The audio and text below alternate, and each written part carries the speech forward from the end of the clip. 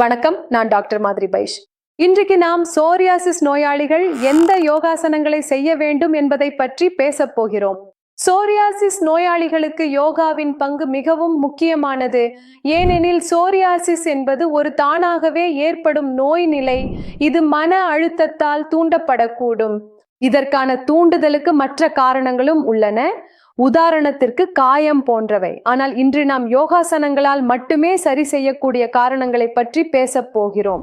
சரியான யோகாசனங்கள் உங்கள் மன அழுத்தத்தை குறைக்கும், ஜீரணத்தை மேம்படுத்தும், நோய் எதிர்ப்பு சக்தியை சமநிலைப்படுத்தும் மற்றும் தோல் குணமடையவும் உதவும்.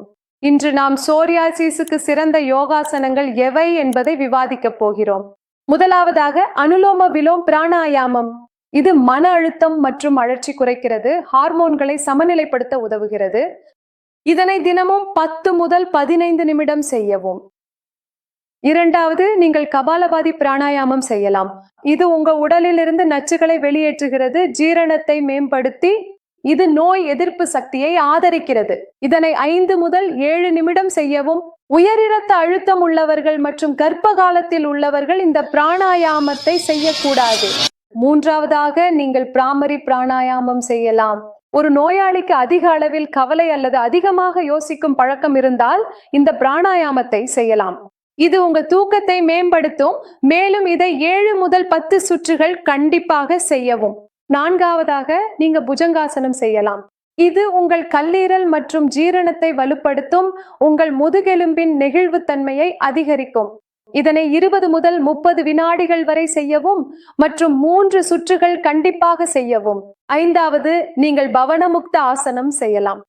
யாருடைய உடலில் அதிகமான ஜீரண பிரச்சனைகள் உள்ளன, உங்கள் வயிற்றில் அதிகமாக வாயு உருவாகிறது, அடிக்கடி வீக்கம் ஏற்படுகிறது என்றால் நீங்கள் இந்த பிராணாயாமத்தை செய்யலாம்.